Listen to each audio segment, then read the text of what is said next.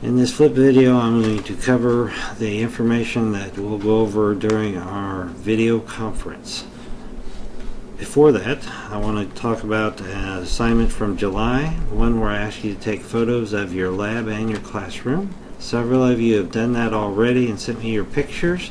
I'd also like for you to do a sketch of your classroom and lab space, 1/4 inch graph paper, 1/4 inch equal a foot. Just do a rough sketch of what both of those areas look like, and have those for our September meeting. For the video conference, we're going to talk about managing and monitoring lab space, organizing that lab and learning area, one, to make sure that the students can see you and you can see your students, ensuring safety and safety guidelines, making sure that safety zones and areas are kept and marked so that students aren't endangering themselves or others. Managing storage in labs, materials, tools, equipment, all those type things. Do you have an inventory system set up that you can make sure everything has a place at the end of the day? And then maintaining equipment. Are you setting up procedures for maintaining your equipment and cleaning it? And are the students involved in that? Are they doing the bulk of that, because that's what they'll have to do later on?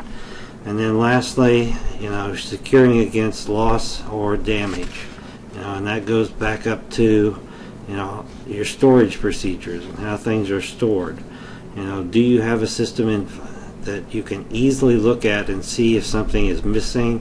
Do you have a storage area for materials that is easy to inventory and tell what you should and shouldn't have? One of your first things that you need to do before the video conference is on page 8 and 9, and you're going to look at these areas listed here, and you'll go through a check sheet like this one, and you will mark the things that are applicable, not applicable, and whether you've completely met or not met yet.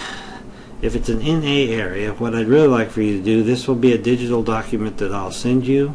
Change it. Make this document fit you. Add stuff in, take stuff out to make it work for your area. It's something that you can use from now on to check those things out.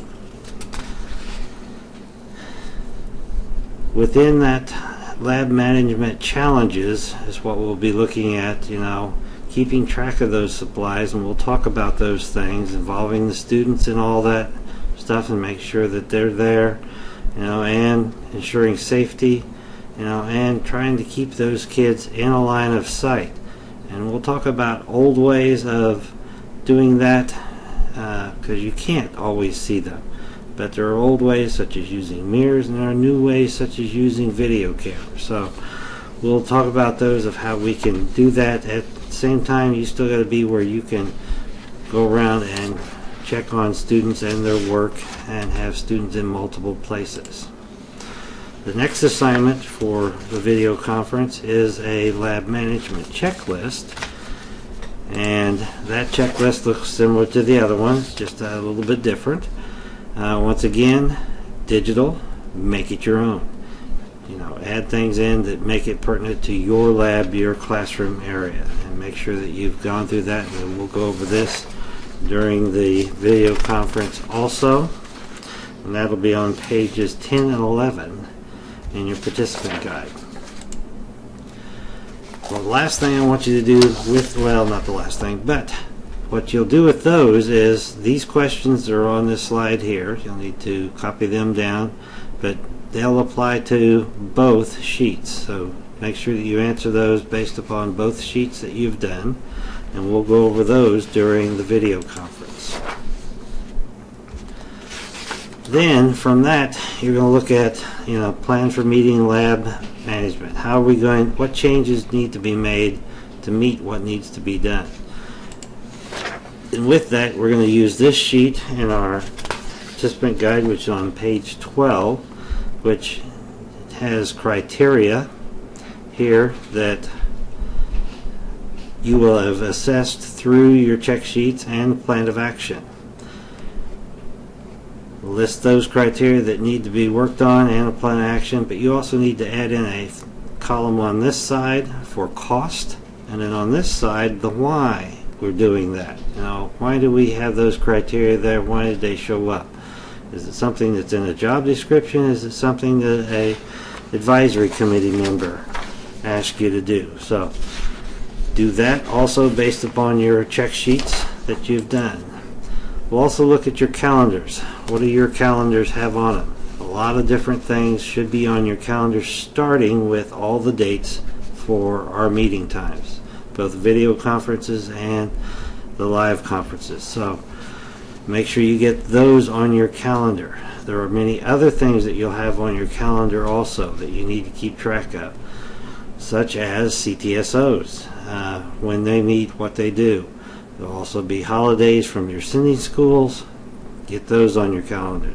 Of course, any personal things that are going on in your life, dates and things, you need to have those on there, but the schools have a lot. When I was in comprehensive school, we always had a weekly calendar, which I'd end up having to add more things to my calendar. So make sure you've got a calendar. There are many different types. There's one in your participant guide on page 13 and 14.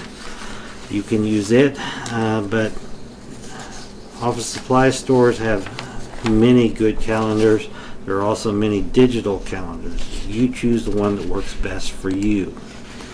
We'll also be talking about in the video conference the enforcing school-wide rules and discipline policies. Your first assignment, as far as that goes, is to find the student handbook, and then on page 16 in your participants guide, answer questions from your student handbook and find out what those are in there. The other thing that you're going to have to do is on page 17 your participant guide is get with your administrator and you have some discussion questions. There are other discussion question things that I'll get back with you that you do need to have done, but we'll look at those in September. This one we're going to look at during the video conference. So you need to do this one first. The main thing we're going to look at is once you've asked and talked with them about the questions, we want to go over the reflection ones at the end.